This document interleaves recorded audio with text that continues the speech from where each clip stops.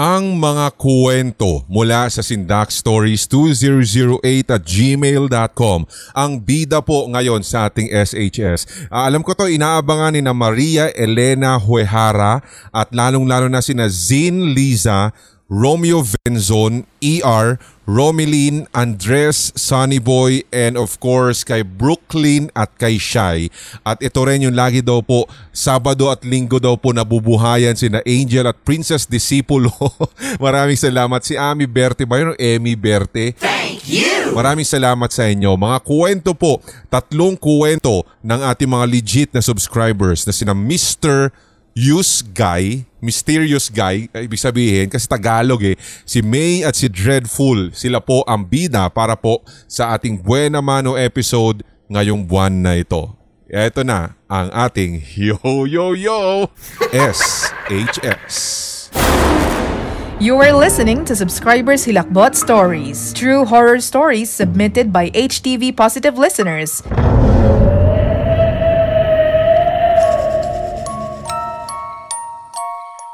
So umpisa natin sa kwento ng ating first sender. Kindly hide my identity. Kaya kami na po ang nagpangalan sa kanya na Mysterious Guy. Okay. Listener daw po natin siya. And of course, dahil naging avid, ito yung nagpa-trigger sa kanya para isend ang storying ito. So, siya daw po ay tiga Cebu and please excuse na lamang daw po siya, excuse na lamang daw natin siya for his broken Tagalog. So, bali po yung house namin ay merong 3-floor, 3-story and multiple rooms kasi malaki po yung family namin. Pero meron pong isang kwarto na ayaw ko talagang tambayan kasi sira yung ilaw most of the time or nagfi-flicker kumbaga. Bale, kaharap po siya ng 2 hagdan at itong 2 hagdan na ito ay yung mga hagdan na patungo po sa 2nd at sa 3rd floor. So talagang doon, Sir Red, sa sinasabi kong mga hagdan na ito, mostly nagpapakita po sa mga kapatid at maging kapitbahay na namin yung sinasabi nilang entity na para bang tumatambay doon at laging umuupo sa isa sa mga baitang ng mga hagdanan na yun. Natatakot lang din talaga ako na tumambay doon sapagkat ayaw ko talagang ako mismo ang meron ng makita na susunod.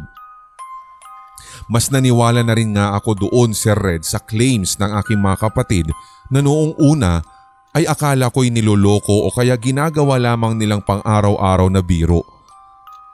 Dahil mismo ng mga kapitbahay namin ay same lang din ang nakikita or nararamdaman sa bahay. Given the fact na ilang beses na po naming pinablesan yung bahay pero dahil sa mga pangyayari, nagsawa na lamang po kami dahil andyaan pa rin po sila. Nung namatay si lola ko and since malaki nga din po yung bahay na iyon, nag-decide si Papa at ang kanyang mga kapatid na doon na lang sa bahay yung wake para at least accessible sa lahat daw po ng mga relatives. At dahil in-entertain namin yung mga relatives at yung mga nakikiramay araw-araw, talagang napagod din po ako at talagang naghanap ako ng bakanteng kwarto para doon kahit papaano'y maidlip or mag-relax. Occupied na rin kasi po si Red lahat ng mga rooms doon sa bahay sapagkat nagsidatingan lahat ng mga pinsan at yung mga pamangkin and ibukod pa yung mga close family friends namin. So napunta na lamang ako doon sa room na ayaw ko. Pero dahil mas talagang nangingibabaw yung gusto kong magpahinga at matulog, binaliwala ko yung takot sa isipan. Since gusto ko talaga na kahit papaano ay makapahinga ng saglit. So hindi ko na malaya na nakatulog na pala ako at bigla akong hindi na makagalaw. Pilit kong ginagalaw ang aking paa at kamay pero ayaw po talaga. Pinipilit ko rin na imulat ang aking mga mata pero ewan at kung bakit hindi ko ito mabuksan. At doon na rin po ako nag-start na otomatikong mag-pray dahil alam kong may hindi magandang nangyayari. Luckily, nagalaw ko po yung aking kamay ng kaunti at naidilat ko po ang aking mga mata. Pero akala ko ay magpapasalamat na ako sa susunod kong ipapanalangin pero hindi ko po natuloy, Sir Red, dahil nangibabaw at nilamon ako ng takot. Laking gulat ko po kasi na sa sandaling idinilat ko na ang aking mga mata. Meron din pong lumitaw na babaeng nakaputi pero hindi ko makita ang kanyang muka. Basta't mahaba ang maiitim niyang buhok at nakaharap po siya sa akin ng sobrang close yung muka niya. Kaya muli ay ipinikit ko ang aking mga mata at ipinagpatuloy ko na ang pagdarasal. Hanggang sa walang ano-ano'y naigalaw ko na ang aking kamay at paa at doon ko na nga po talaga totally naibangon ang aking katawan. Sobrang basa ng pawis ang aking higaan ng sandaling iyon pero hindi ko na lamang po ito sinabi o ikwento sa mga relatives ko at baka maging sila ay matakot din. Paki-rephrase na lang, Sir Red, yung story ko. Sabi niya kung sakaling mayroon daw pong balikwas na mga Tagalog terms or na misused. Pero maraming salamat, sabi niya dito. And ito daw po yung first encounter niya doon sa babaeng iyon na hindi daw po niya makita ang muka. You are listening to Subscribers Hilakbot Stories, true horror stories submitted by HTV Positive listeners. Maraming salamat sa kwentong ito. Ayos naman yung Tagalog mo ha. Anong problema doon? Masyado ka lang hindi ka lang kasi confident enough, 'di ba? Grabe ka naman. Hindi Oo, kapag nag-send din kayo, minsan kasi yung iba nararamdaman namin na yung iba nahihiya na mag-share. Kasi parang feeling nila, alam mo yun, o-cry yung Tagalog nila or yung English, mga ganon. Pwede nyo naman pong, mas gusto nga namin yung raw. Diba na parang may mga mali tas ako nang bahala guys na alam mo yun, mag-correct on the spot para nang sa ganun syempre ay mapunto natin, matungo talaga natin yung pinaka kahit yung gist man lang ng inyong kwento. Katulad po nitong si Mysterious Guy, maraming salamat. And ang question lang natin sa lahat na mga nakikinig syempre sa atin, kayo din ba pag halimbawa naranasan nyo na yung sleep paralysis na tinatawag po natin? And obviously ito po yung naganap dito kay first sender. Kasi ako talaga marami na rin ako naririnig na mga kwento tungkol sa mga, alam mo yun, sleep paralysis and parang hindi na nga po siya talaga kakaiba para sa akin, lalo't lalo pa ang dami na natin mga nanarrate na mga ganong klaseng mga stories. Pero ang common talaga sa lahat na napapansin ko and based din sa aking karanasan, matanda na nakabelong itim yung nagpakita sa akin nung ako po ay na-sleep paralysis. Opo, even ako po ay nakaranas po niyan. Hindi po ako AI ha. Hindi ako robot, totoong tao po ako. Pero yun talaga, totoo yun. Kayo ba, ito katulad nito si Mysterious Guy, ang kanya naman, babae na nakaputi pero hindi niya makita ang muka. Ang common denominator namin, kung pagbabasehan ko yung naranasan ko at naranasan niya, hindi namin nakita ang mukha niya. Pero kasi yung iba, katulad din yung mga tropa ko, lalong na yung mga kaklase ko sa NU, sinasabi nila na hindi yun ang nakita nila. Ang isa sa mga kaibigan ko doon, mga tropa ko, shoutout muna sa lahat ng mga nandyan sa accountancy department ng NU. Ayun nga, yung sinasabi natin na bata naman na sumakay sa kanya, nasa dibdib niya, nakaupo, tapos sinasakal siya. Alam niyo yun?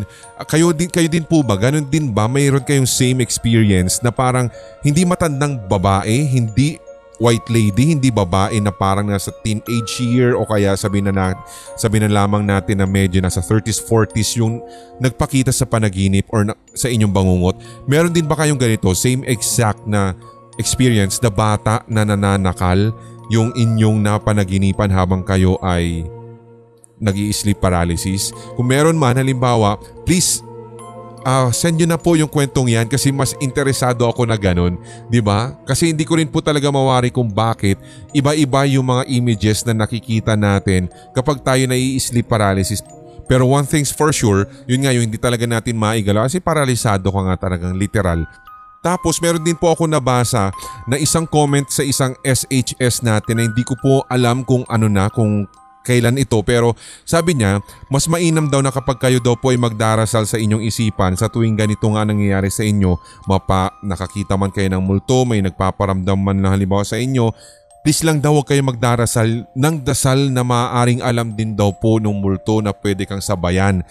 Totoo daw po yun. Dapat talaga magdasal ka na hindi yung common na dinarasal na parang alam mo yun, dinarasal sa rosaryo, dinarasal sa, di ba, sa tuwing ganyan yung mga case.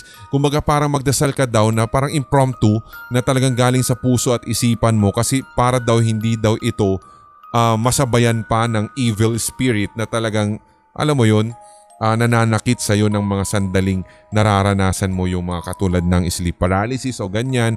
Kaya huwag ka na daw magtaka kung halimbawa ikaw ay nagdasal tapos sinasabayan ka kasi umay na daw yung mga ganyang klase mga spirits sa mga ganyang dasal na talagang alam na nila at minsan pa nga ang masaklap, mas alam pa ng mga evil spirits na ito yung dasal na yan. Di ba mas nakukumpleto niya kesa sa'yo? Di ba? May chances kasi na talaga na mental block ka dahil natatakot ka di ba? Pero ang nakakagulat bakit alam ng alam nila yung idinarasal mo, mas nauuna pa sila. Di ba? Kung may ganyan, may evil, kaya may demonyo, kaya white lady na bigla ka napadasal tapos bigla na siyang sumasabay sa'yo. Di ano kayo sabihin mo? Alam mo yung ama namin. Di ikaw na magtuloy. Marunong ka nagmamarunong ka. Di ba ako dapat yung nagdarasal niya kasi ako yung minumulto Ewan ko sa'yo. Kape ni Lola Trinidad. Abay, marami pa po tayong stocks ng hazelnut at ng butterscotch. Try nyo na guys para nang sa ganon ay matikman nyo na ang sarap ng kape ni Lola Trinidad. Nako po, fresh na fresh from the coffee bean farm po yan. Grind po at saka talagang ipinak na agad sa mga drip at saka steeped bag para nang sa ganon ay parang fresh na fresh, talagang boiling water lang kailangan, konting sugar, konting milk kung gusto nyo pa, evaporated, kung condensed, kung ano pang trip nyo. Nako, sinasabi ko sa inyo, pampagising, lalong-lalo na sa mga katulad natin, mga estudyante, mga may trabaho, graveyard shift, mga night shift na talagang pampagising habang nagre-review, habang kayo din po ay nakikinig ng Pinoy Horror Radio na siya pong 24/7 na nag-i-stream via radio.org.ph. Sa mga naghahanap po ng ating Hilakbot 24/7, sumabog na po ang laptop ni paring RJ, kaya po hindi biro lang. Hindi po, wala po kasi si paring RJ, marami po siyang mga inaasikaso this past few days. Siya lang po yung nakakaalam kasi na maggalaw-galaw, alam mo yon, magkutingting nitong Hilakbot 24/7. So pansamantala po, in-stop po muna namin, nag-usap-usap po muna kami, in-stop po muna namin habang hinihintay namin si Admin RJ. So magbabalik po yan soon, kaya abangan nyo na lang po dito yung ating mga live. Pasensya na po sa mga medyo nabitin doon sa ating live ng mga nakaraan. Tapos yun daw kasing ginagawa nila pampatulog, background sa office, background sa trabaho. Pasensya na po, hindi na po kami nag-anunsyo, pero basta babalik na lang din po yan. Hindi na rin kami mag-a-announce. Hindi ko lang po alam kung next month, next week, basta soon. Okay? Solid HTV positive listeners, katulad na lamang ni Buding, si Mary Rose Magnaye, si LV, sino pa ba? Si Leia Rosario at saka sina Isabel at si Boy Bad Trip nakalagay dito. Si Theo Espiritu, maraming salamat. Friend ba kita sa Facebook, Theo? Oo, medyo parang kilala ko yung name mo At saka si Paul, maraming salamat. Si Neng OFW ng Dubai, sabi niya. Si Joylyn, si Harry, ayan, si Serge Tan. At sino pa ba? Si Mind of Shinigami, ayan, lagi-lagi po yung present. Maraming salamat. Ayan, mga patik-tik, mga channel members, nandyan na po sa description ang inyong mga names. Maraming salamat talaga dahil kasama namin kayo para mabuo yung mga episode na ito. Okay? Second story naman po, ito naman ay mula naman kay May. You are listening to Subscribers Hilakbot Stories, true horror stories submitted by HTV Positive listeners. Pinadala po niya ito sa ating Facebook at ang sabi niya, Nangyari po ang hilakbot experience kong ito sa bahay namin dito sa Laguna. Madalas po ako ang naaatasan kasi na maghugas ng mga pinagkainan sa tuwing gabi at may mga oras din po na ang pinsan ko na tawagin na lamang natin sa pangalang Yuna ay ginugulat ako mula sa bintana ng aming kusina. Mababa lang po kasi iyon at talagang makikita ka ng taong titingin mula sa labas ng bintana kapag ikaw ay nakapwesto sa lababo. Nai-imagine ko yung setup na ito ganito sa bahay. But anyway, sa pagkakaalam ko po kasi noon, Sir Red, it was Saturday and 8 na po ito ng gabi nang ako po muli yung inutusan na maglinis sa kusina. Siyempre po yung pinsan ko ay hindi rin papahuli at sumilip na naman siya mula sa bintana at hinintay talaga akong lumingon na ikinalayo ko naman dahil sa kaba. Napagsabihan ko pa nga siya ng, "Hay nako Yuna ha, baka magkasakit na ako sa puso sa kakagulat mong yan." At ikinatawa lamang po niya saka umalis. Nang matapos ko na yung nililinis ko po sa kusina, nagtungo naman na ako sa aming kwarto. Ito pong kwarto kong ito, Sir Red, ay may isang katamtaman na bintana na kapag meron pong magtatangka na sumilip roon, ang makikita lang ay ang mata o yung noo nung sumisilip. So umupo muna ako sa kama para magpahinga ng saglit at kinuha ko po yung CP ko para maglaro ng ML. Para at least ay makaiwas na rin po sa pagkainip. Makalipas ang ilang oras ay napansin kong may tao sa labas ng bintana ng kwarto at ang noo lang at mata ang nakikita. Ang mga kamay nito ay parang nakahawak pa sa may gilid ng bintana. Napansin ko ang muka nung pinsan kong si Yuna at alam kong siya na naman ang nasa bintana. Kaya agad ko siyang tinawag at niyaya ko na lamang na maglaro. Pero hindi po siya nag-respond. Nakatitig lang po ito sa akin. Matawa man kayo sa hindi, Sir Red, pero talagang nagpakabisi ako sa paglalaro at hinintay ko talaga siya na magsalita o magsawa sa ginagawa niya. Hanggang sa ilang oras na po ay hindi po ito gumagalaw o kaya ay kahit na anumang kilos ay hindi ko nakita. Sa pagtitig niyang iyon ay nakaramdam din po ako ng matinding pagkahilo at para bang pahina ng pahina yung boses ko kaya't umiwas na ako ng tingin. Pilit ko na rin pong ipinikit ang aking mga mata. Makalipas ang ilang oras ay unti-unting nawawala yung pagkahilo ko at inaalala ko po talaga kung ano ang tunay na nangyari. Hanggang sa sumagi sa isipan ko ang itsura ng tao na nakasilip kanina sa bintana ng kwarto. Doon nga'y napagtanto ko na sobrang puti yung balat niya. Maiitim at mabibilog ang mga mata at yung mga yung kuko po niya ay parang pinudpod sa sobrang sagad ng pagkakagupit ng nail cutter. Agad ay nagmadali po akong lumabas sa kwarto at inilak ko yung main door ng bahay dahil nakaramdam talaga ako ng hilakbot dahil sa realization kong yun. Realization kong yun. Halos hindi na rin po ako nakatulog ng maayos nung gabi. Sumagmula noon ay sobrang takot na po ako na magbukas ng pinto o sumilip man lang sa bintana dahil baka makita ko na namang muli yung nilalang na nagpakita sa akin. Hanggang dito na lamang po at maraming salamat, Sir Red.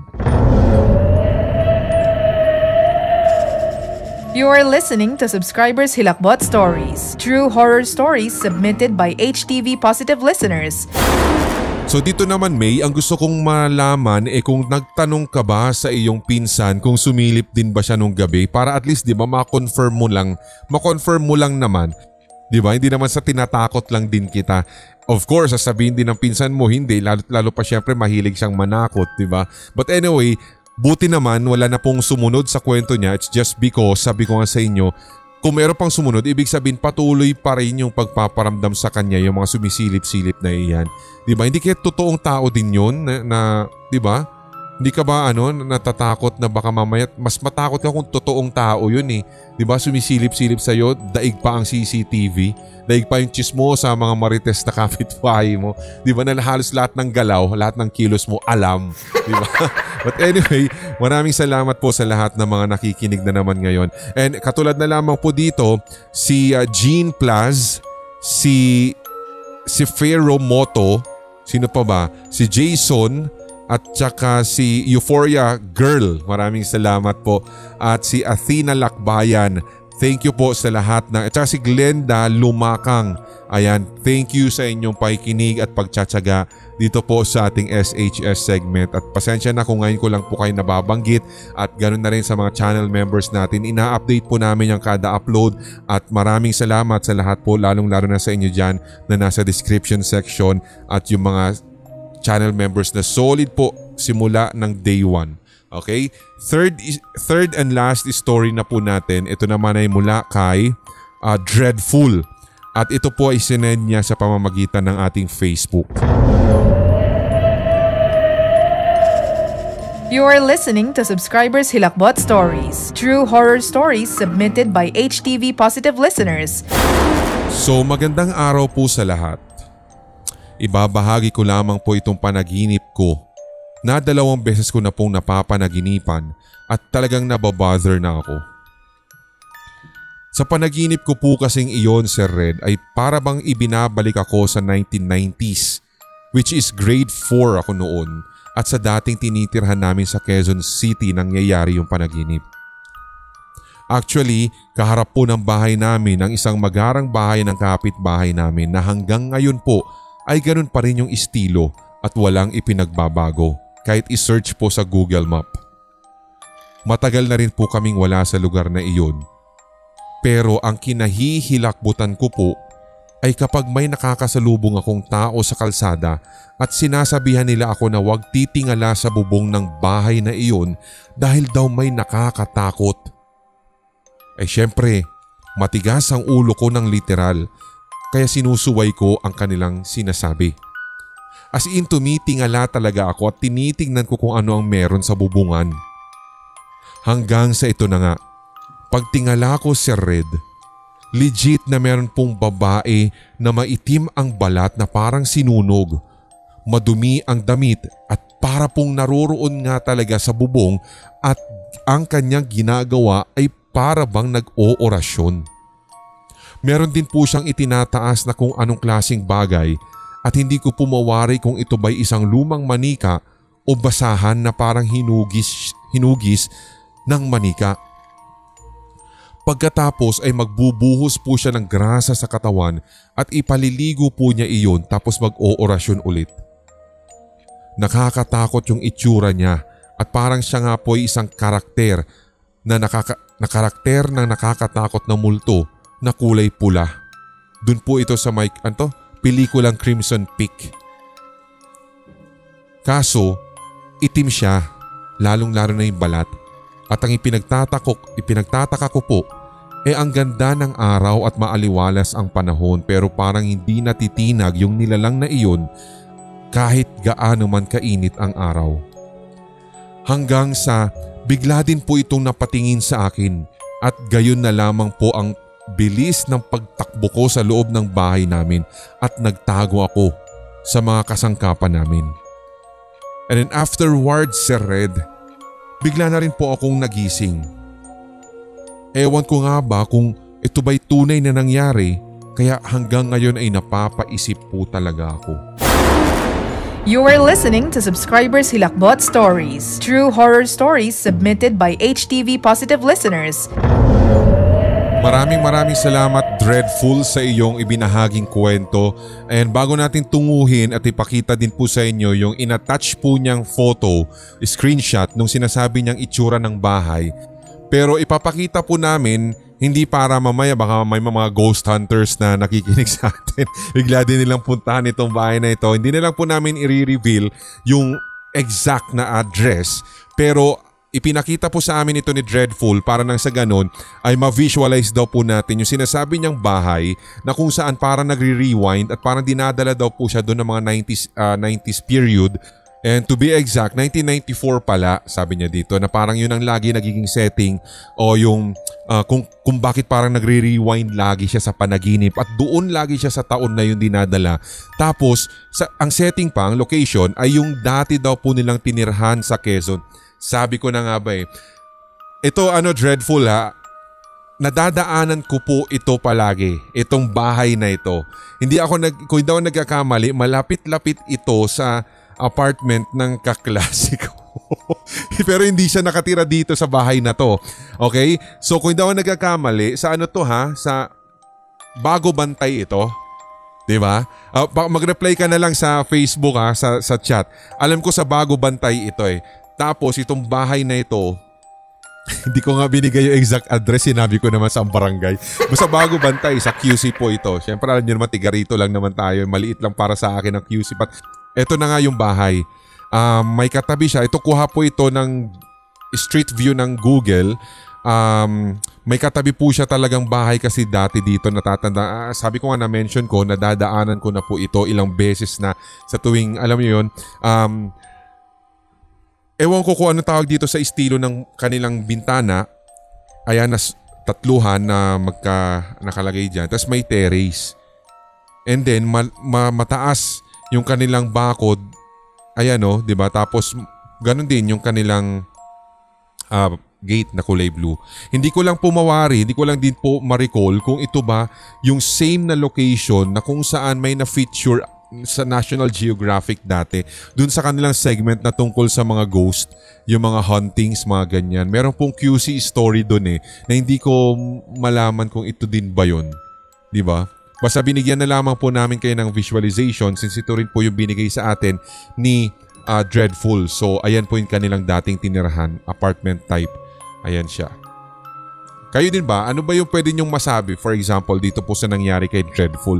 Ito ba'y kasi dala ng kanyang kung ano-ano mga iniisip niya sa kanyang pagkabata or may something traumatic bang nangyari sa'yo noong mga 1990s, mga ganyan, at bakit parang doon ang lagi? Doon ka dinadala sa ano kayang tawag dito guys sa inyo? Kasi hindi ko po wala pa akong research pagdating po dito na, alam mo yun, na naginip ka tapos parang binalik ka doon sa mga matagal ng panahon, 10 years, 20 years ago. Tapos yung location doon pa talaga sa mismong kung saan mo in-spend yung pagkabata mo. Diba? Kung meron man din kayong same na experience katulad po dito kay Dreadful, pwede nyo rin po itong ituhog sa ating sindakstories2008@gmail.com para makagawa tayo ng kahit papaano compilation tungkol po dito sa creepy experience niya na kung saan hindi naman sleep paralysis related pero kung susumahin, ayan nga, may nagpakita naman sa kanya sa panaginip din niya na medyo, alam mo, nilalang na hindi rin kaaya-ayang tingin, hindi kaaya-ayang tignan na para daw nga nag-oorasyon sa may bubungan nila. So para at least, ito nga, nakita ninyo yung itsura ng bahay, maging yung bubungan. So imagine niyo na lang nandiyan yung sinasabi niya na parang may nag-oorasyon, nagbubuhos ng grasa, maitim yung balat ng babae, parang ganun. Parang, di ba? Kakakilabot lang. But anyway, maraming salamat din po muli sa lahat naman nakikinig na naman ng ating SHS. Opo, talagang daldalan po dito, diskusyonan po dito sa segment na ito. Kung halimbawa hindi naman po mag-workout sa inyo ang ganitong klaseng segment, why not puntahan nyo na lamang po yung ating Gabi ng Lagim Season 5 ni Draven Black. Yan po yung ating Aswang Anthology or yung ating Ang Bayang Naglaho full episode na po yan.